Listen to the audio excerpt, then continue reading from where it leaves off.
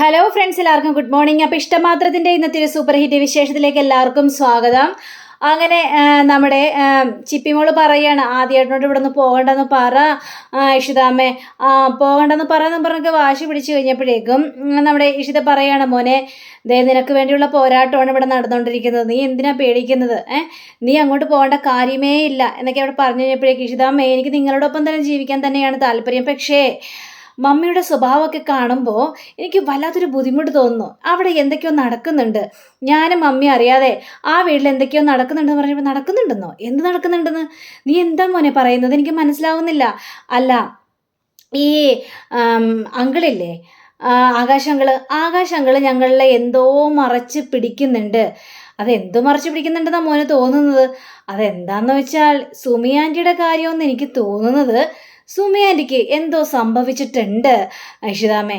കാരണം സുമി ആൻറ്റി മമ്മിയോട് പറയാതെ വിദേശത്തേക്ക് പോയെന്നാണ് അങ്കിള് ഞങ്ങളോട് പറഞ്ഞത്. അങ്ങനെ സുമി ആൻറ്റി മമ്മിയോട് പറയാതെ ഒരിക്കലും വിദേശത്ത് പോകില്ല. മമ്മിയും സുമി ആൻറ്റിയും നല്ല കൂട്ടുകെട്ട. ആ ഒരു സ്ഥിതിക്ക് എങ്ങനെ സുമി ആൻറ്റി അങ്ങനെ പോകും? അപ്പോൾ ആകാശ് ഞങ്ങളോട് കള്ളം പറഞ്ഞതാണോ എന്നൊരു സംശയം എന്നിങ്ങനെ പറഞ്ഞു കഴിഞ്ഞപ്പോഴേക്കും ഇഷിതയ്ക്ക് ചെറിയൊരു ഭയമൊക്കെ തോന്നിക്കുക. അപ്പം ഇഷിതയാണെങ്കിലും മോനെ, അവർ എന്ത് വേണമെങ്കിലും പ്രവർത്തിക്കേ ചെയ്യട്ടെ, പക്ഷെ നീ അതിൽ കയറി ഇടപെടാനായിട്ട് നിൽക്കരുത്. നിനക്കത് വലിയൊരു ആപത്തായിട്ട് മാറും. ആകാശിൻ്റെ സ്വഭാവം നിനക്ക് നന്നായിട്ട് അറിയാലോ. അതുകൊണ്ട് തന്നെ നിനക്കത് വലിയൊരു ആപത്തായിട്ട് മാറും. പിന്നെ നിന്റെ മമ്മിയും അയാളോടൊപ്പം തന്നെയാണ്. നിന്റെ മമ്മി നിന്റെ ഡാഡിയോട് എന്തെല്ലാം ദ്രോഹങ്ങളാണ് ചെയ്തിരിക്കുന്നത്. ചില കാര്യങ്ങളൊക്കെ ഞാൻ പറഞ്ഞു കഴിഞ്ഞാലേ നിന്റെ മമ്മിയെ പിന്നെ നീ മമ്മിയുടെ മുഖത്ത് പോലും നോക്കാൻ പറ്റുന്നൊരവസ്ഥയായിരിക്കും നിനക്ക്.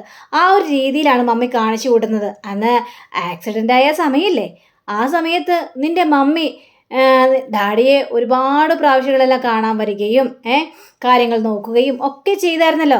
പക്ഷേ അതിന് പിന്നിൽ വേറൊരു കളിയുണ്ട് മോനെ എന്ന് പറയുകയാണ്. ഇത് കേട്ട് നമ്മുടെ ആദ്യമാകെ ഞെട്ടിപ്പോവാണ്. അതെ, നിന്റെ ഡാഡിയെ കൊല്ലാൻ പോലും ശ്രമിച്ചത് നിന്റെ മമ്മിയാണെന്ന രീതിയിൽ തന്നെ അവിടെ സംസാരിക്കുക. ഇത് കേട്ട ആദിക്ക് സങ്കടം സഹിക്കാനായിട്ട് പറ്റില്ല. ഇഷിതാമ്മേ എന്ന് പറഞ്ഞിട്ട് വിളിക്കുകയാണ്. അതെ, ഞാൻ പറഞ്ഞ മുഴുവൻ സത്യം തന്നെയാണ് മോനെ.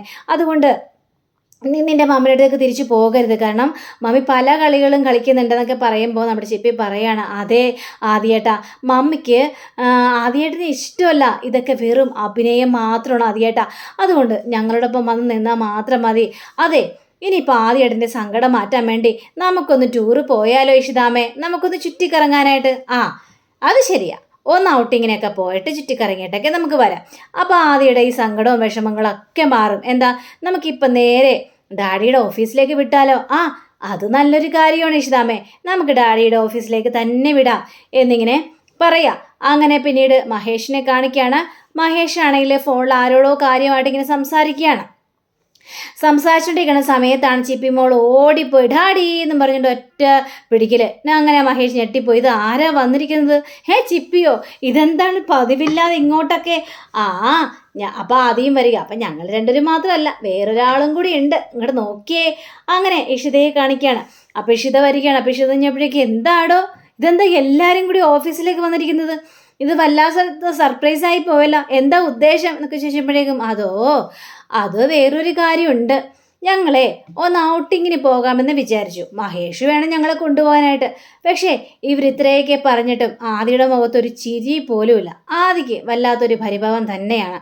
ഒരു സങ്കടം മനസ്സിലേക്ക് ഇങ്ങനെ അലട്ടിക്കൊണ്ടിരിക്കുക.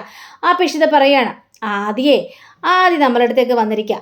അതുകൊണ്ട് ആദിയൊന്ന് സന്തോഷിപ്പിക്കാൻ വേണ്ടിയാണ് പോകാമെന്ന് വിചാരിച്ചത്. ഔട്ടിങ്ങിന് മഹേഷ് കൊണ്ടുപോകണോ എന്നൊക്കെ പറയാം. അപ്പം നമ്മുടെ ചിപ്പിമോള് പറയണം, എന്താണ് ഡാഡിക്ക് എന്തെങ്കിലും തിരക്കുണ്ടെന്ന് അപ്പം പറഞ്ഞാലോ? പറഞ്ഞാലും ഡാഡി ഞങ്ങളെ കൊണ്ടുപോയേ മതിയാവുള്ളൂ, അല്ലെങ്കിലേ ഞങ്ങൾ ഈ ഓഫീസിൽ ഇന്ന് പ്രതിഷേധം ചെയ്യുമെന്നൊക്കെ ഇഷിതയും പറയാം. ഓഹോ, അങ്ങനെയാണോ? എൻ്റെ ദൈവമേ, പ്രതിഷേധം ചെയ്യല്ലേ, ഞാൻ നിങ്ങളെ കൊണ്ടുപോയിക്കൊള്ളാവേ. ഡാഡി വന്നാലല്ലേ നമ്മൾ അടിക്കുന്ന ഫുഡിനൊക്കെ പൈസ കൊടുക്കാനായിട്ട് പറ്റുള്ളൂ എന്നൊക്കെ ഇഷിതയും പറയാണ്. പക്ഷേ ആദ്യം ഒരു അക്ഷരം പോലും മിണ്ടാതെ ഉമ്മെന്ന് വെച്ചുകൊണ്ടിരിക്കുക. അപ്പം നമ്മുടെ മഹേഷ് നേരെ അതിനടുത്തേക്ക് ചെന്നിട്ട്, മോനെ നിൻ്റെ പ്രശ്നം എന്താണ്? എന്തെങ്കിലും സങ്കടമുണ്ടോ എന്നൊക്കെ ചോദിച്ചപ്പോഴേക്ക് ഇല്ല ഡാഡി, എന്ത് സങ്കടം? നിങ്ങളോട് കൂടെ വരുമ്പോഴല്ലേ എനിക്ക് സന്തോഷം കൂടുതൽ അനുഭവിക്കാനായിട്ട് സാധിക്കുന്നത്. എനിക്കൊരു സങ്കടവും ഇല്ല. ഞാൻ വളരെയേറെ ഹാപ്പിയാണെന്നൊക്കെ ഇങ്ങനെ പറയാം. അപ്പോൾ എങ്കിലേ സങ്കടപ്പെടേണ്ട കാര്യമൊന്നുമില്ല. നിങ്ങൾ രണ്ടുപേരും സന്തോഷത്തോടെ ഇരിക്കണമെന്നാണ് ഡാഡിയുടെ ആഗ്രഹം. അതേ ഡാഡി, ചിപ്പി നമുക്കേ പുറത്തേക്കൊന്ന് പോയി കറങ്ങിയാലോ എന്ന് പറഞ്ഞുകൊണ്ട് ഇവർ രണ്ടുപേരും കൂടി പുറത്തേക്ക് പോവാണ്. അപ്പം നമ്മുടെ മഹേഷ് ആണെങ്കിൽ, അതേ ഇഷിത, നമ്മൾക്ക് രണ്ടുപേർക്കും എന്തെങ്കിലും രഹസ്യമായിട്ട് പറയാനുണ്ടെന്ന് വിചാരിച്ചുകൊണ്ടാ ആദ്യം ചിപ്പിയെ വിളിച്ചുകൊണ്ട് പോയത്. അവനെ ബുദ്ധിയുള്ള കൂട്ടത്തിൽ തന്നെയാണെന്നൊക്കെ പറയാണ്. അല്ലെങ്കിലും അങ്ങനെ തന്നെയാണല്ലോ മഹേഷേ. പക്ഷേ അവൻ്റെ സങ്കടം നമുക്ക് മാറ്റണം. അവൻ്റെ മനസ്സിൽ പല സംശയങ്ങൾ ഇപ്പോൾ വന്നുദിച്ച് കയറിയിരിക്കുകയാണ്.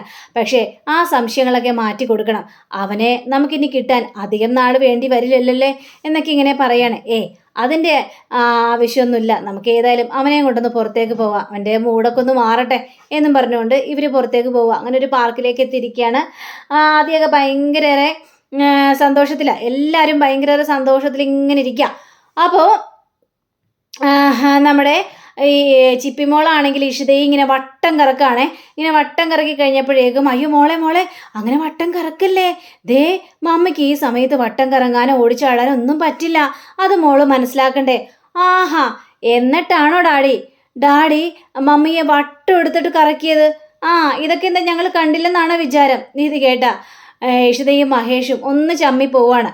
അപ്പോൾ ഡാഡി ആയിക്കോട്ടെ, അപ്പം ഡാഡിക്ക് എന്ത് വേണമെങ്കിലും ചെയ്യാം, ഞങ്ങൾക്കൊന്നും ചെയ്യാൻ പാടില്ലല്ലേ. ആദ്യേട്ടാ നമുക്കവിടെ പോയി ഊഞ്ഞാൽ ആടിയാലോ എന്നും പറഞ്ഞുകൊണ്ട് ഇവർ രണ്ടുപേരും കൂടി ഓടിപ്പോവാണ്. അപ്പോഴേക്കും ഇഷിത പറയാണ്, മഹേഷേ വല്ല ആവശ്യം ഉണ്ടായിരുന്നോ? ഇതാ പറയുന്നത്, ദേ ഇങ്ങനെയൊക്കെ സംഭവിക്കുമെന്ന്. അതെ, കുട്ടികളുടെ മുന്നിലെ ഒരുപാട് റൊമാൻസ് അങ്ങോട്ട് പാടില്ല. അപ്പോൾ ഈ കുറേ ചോദ്യങ്ങളൊക്കെ നമ്മളുടെ മുന്നിലേക്ക് വരും, അതൊക്കെ സഹിച്ചും കേട്ടൊക്കെ നിൽക്കണം എന്ന രീതിയിൽ സംസാരിച്ച് കഴിഞ്ഞപ്പോഴേക്കും മഹേഷും ചമ്മി പോവാണ്. ഞാൻ നിങ്ങളെടുക്കും, ഞാനിതിൽ ഐസ്ക്രീം മേടിച്ചിട്ട് വരാമെന്ന് പറഞ്ഞുകൊണ്ട് മഹേഷ് നേരെ പോവാം. അങ്ങനെ മഹേഷ് നേരെ പോയി കഴിഞ്ഞപ്പോഴേക്കും ഇഷിതയും ബാക്കി എല്ലാവരെയും കൂടി ഇങ്ങനെ ഊഞ്ഞാലാടുകയും ഇങ്ങനെ കളിക്കുകയും രസിക്കുകയൊക്കെ ചെയ്യണം. അപ്പോഴാണ് ആകാശ് അങ്ങോട്ട് വരുന്നത്. അപ്പോൾ ആകാശ് ഈ ഒരു കാഴ്ച കാണുക.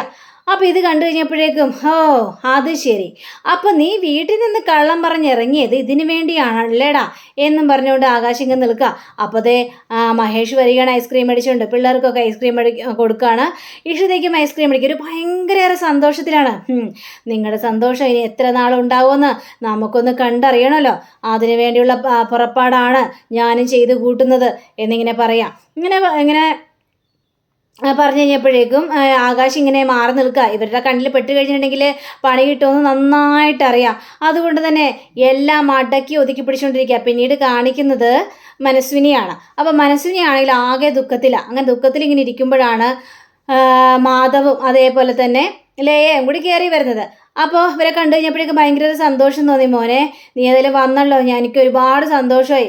ഇത് നിന്നെ കാണാൻ പറ്റാത്തതിലേ ഭയങ്കര സങ്കടപ്പെട്ടിരിക്കുകയായിരുന്നു ഞാൻ. ഏതായാലും വന്നല്ലോ മോളെ എന്നൊക്കെ പറയണം. അങ്ങനെ നമ്മുടെ ലയ ആണെങ്കിൽ നേരെ അകത്തേക്ക് കയറി പോവാണ്. അപ്പോൾ അകത്തേക്ക് കയറി പോയി കഴിഞ്ഞപ്പോഴേക്കും അതാ വരുന്നു ഏട്ടത്തി, അതായത് ആഷിത. അപ്പോൾ ആഷിത, എന്താടാ നിനക്കിപ്പോൾ കുടിക്കാനൊക്കെ തോന്നുന്നുണ്ടോ എന്നൊക്കെ ചോദിക്കുമ്പോഴേക്കും, ഏട്ടത്തിനെ കളിയാക്കണ്ട ഏട്ടത്തി, അങ്ങനെ ഞാൻ ആഗ്രഹം കൊണ്ടുള്ളൊന്നും കുടിച്ചതൊന്നുമല്ല. എൻ്റെ മനസ്സിന് ഒരുപാട് വേദന തോന്നി. അടക്കാൻ പറ്റാത്തൊരു വേദനയാണ് എൻ്റെ മനസ്സിന് തോന്നിയത്, അതുകൊണ്ട് ഞാൻ കുടിച്ചു ഏട്ടത്തി.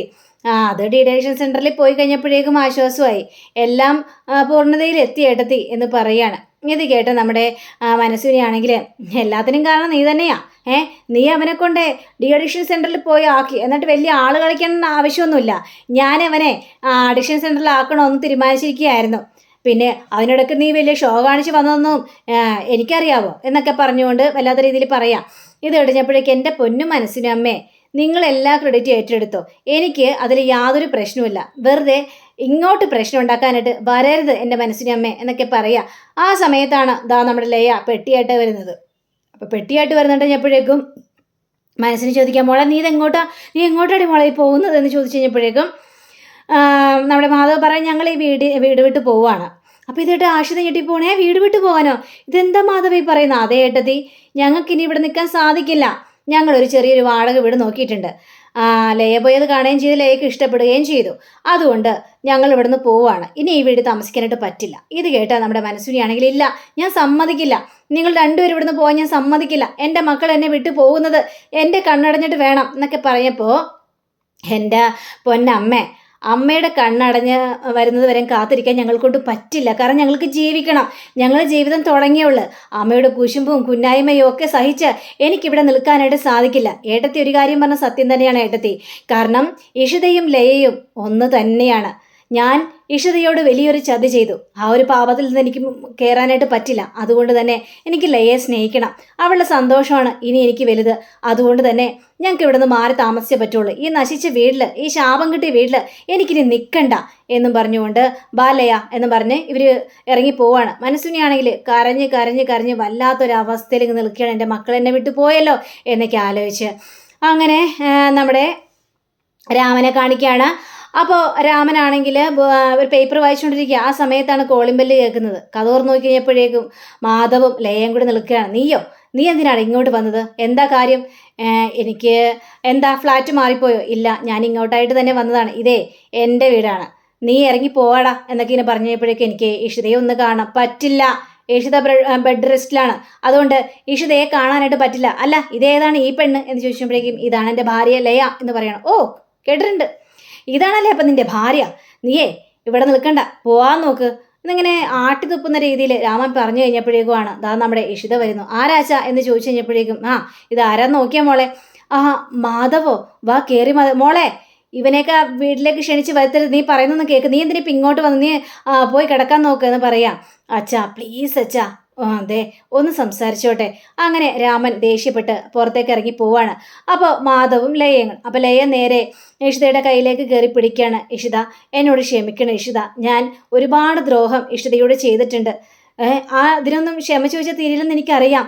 പക്ഷേ എൻ്റെ തെറ്റുകളെല്ലാം തിരുത്താൻ വേണ്ടി തന്നെയാണ് ഞാൻ ഇങ്ങോട്ട് വന്നിരിക്കുന്നത്. ഇത് കേട്ട നമ്മുടെ ഇഷിതയാണെങ്കിൽ, അല്ല മാധവിനെ മാറ്റം ഞാൻ വിശ്വസിക്കാം, കാരണം എല്ലാം നിർത്തി. പക്ഷേ ഈ പറഞ്ഞുകൊണ്ടിരുന്ന ലയയുടെ മാറ്റം എനിക്ക് വിശ്വസിക്കാനായിട്ട് പറ്റുന്നില്ല. എന്താ ലയ ഉദ്ദേശം എന്ന് ചോദിച്ചപ്പോഴേക്കും ഒരു ഉദ്ദേശമില്ല. കാരണം ഞാൻ പറഞ്ഞല്ലോ, ഞാൻ വളരെയേറെ ദുഃഖിതയായിട്ടാണ് തന്നെയാണ് ഇഷിതയെ കാണാൻ വേണ്ടി വന്നത്. അപ്പോൾ മാധവ് പറയാണ്, അതെ ഇഷിത, ഞങ്ങൾ ആ വീട് വിട്ടിറങ്ങി, ഇപ്പോൾ ഒരു വാടക വീട്ടിലേക്ക് താമസം മാറ്റിയിരിക്കുകയാണ്. പക്ഷേ അപ്പോഴേക്കും ലയ പറഞ്ഞു, എനിക്ക് ഇഷിതയെ കാണണം, ഇഷിതയെ കണ്ട് മാപ്പ് പറയണമെന്ന്, അവളോട് ചെയ്തതിനെല്ലാം എനിക്ക് മാപ്പ് പറയണമെന്ന് പറഞ്ഞ്, അതുകൊണ്ടാണ് ഞാൻ ഇങ്ങോട്ട് വന്നത് എന്നും പറയുകയാണ്. അപ്പോൾ നമ്മുടെ ഇഷിതയ്ക്ക് ഭയങ്കര സങ്കടം തോന്നുക. അപ്പോൾ ഇഷിത പറയാം, നിങ്ങൾ സംസാരിച്ച് കഴിയട്ടെ എന്ന് വിചാരിച്ചുകൊണ്ടാണ് ഞാനൊന്നും മിണ്ടാതിരുന്നത്. ലയ, നീ എന്നെ ഒരുപാട് കുറ്റപ്പെടുത്തിയിട്ടുണ്ട്, ഒരുപാട് കാരണങ്ങളെല്ലാം പറഞ്ഞ് കുറ്റപ്പെടുത്തിയിട്ടുണ്ട്. പക്ഷെ അന്നത്തെ സംഭവത്തോടു കൂടി തന്നെ മാധവ് എൻ്റെ മനസ്സിൽ നിന്ന് മാഞ്ഞു പോയൊരു വ്യക്തിയാണ്. ഞാൻ പിന്നെ മാധവിനെ ഓർത്തിട്ട് പോലുമില്ല. പക്ഷേ നീ വല്ലാത്തൊരവസ്ഥയിലാണ് എന്നോട് സംസാരിച്ചത്. നിൻ്റെ കുഞ്ഞു പോലും നഷ്ടപ്പെടാനുള്ള കാരണക്കാരി ഞാനാണെന്ന് നീ പറഞ്ഞു വെച്ചു. പക്ഷേ അതിനുള്ള കാരണക്കാരി ഞാനാണോ? പക്ഷേ ഡോക്ടർ ദേവിക എന്നോട് പറഞ്ഞിട്ടുണ്ട്, നീ ഒരമ്മയാകാൻ പൂർണ്ണ യോഗ്യതയുള്ളൊരു പെൺകുട്ടിയാണെന്ന്. അപ്പോൾ ഞാൻ ആഗ്രഹിച്ചത് എന്താണെന്നറിയാവോ? എനിക്കൊരു കുഞ്ഞുണ്ടാകുന്നതിനേക്കാളും നിനക്കൊരു കുഞ്ഞുണ്ടായി കാണണമെന്ന് എനിക്ക് വല്ലാത്ത ആഗ്രഹം തോന്നി. അതെന്താണെന്നറിയാവോ? അപ്പോഴെങ്കിലും നീ എന്നോടുള്ളൊരു സംശയം തീർക്കുമല്ലോ. അതുകൊണ്ട് മാത്രമാണ് ഞാൻ അങ്ങനെയൊക്കെ ആഗ്രഹിച്ചതില്ലയ എന്നൊക്കെ പറയാണ്. ഇത് കേട്ടപ്പോഴേക്കും എനിക്ക് മനസ്സിലായി, ആ മനസ്സിനി അമ്മയുടെ വലയിൽ ഞാൻ വീണുപോയി. അവർ സത്യമാണെന്ന് ഞാൻ വിശ്വസിച്ചു. പക്ഷെ ഇപ്പോഴാണ് മനസ്സിലായത്, ഞങ്ങളുടെ കുടുംബം കൂടി കലക്കാൻ വേണ്ടി അവർ നോക്കുന്നത്. ഇനി ആ വീട്ടിലേക്ക് കയറി പോകില്ല ഇഷിത. ഞാൻ അതും കൂടി പറയാൻ വേണ്ടി ആണ് ഞാൻ ഇഷിതയുടെ മുന്നിലേക്ക് വന്നത് എന്നൊക്കെ പറയുകയാണ് നമ്മുടെ ലയ. അപ്പോൾ അങ്ങനെയും കാണിച്ചുകൊണ്ടാണ് ഇന്നത്തെ റിവ്യൂ ഇവിടെ അവസാനിച്ചിരിക്കുന്നത്. അടുത്ത റിവ്യൂവിനെ കാത്തിരിക്കുക, സബ്സ്ക്രൈബ് ചെയ്യുക. എല്ലാവർക്കും നല്ലൊരു ദിനം ആശംസിക്കുന്നു. നമസ്കാരം. Thank you. See again. By.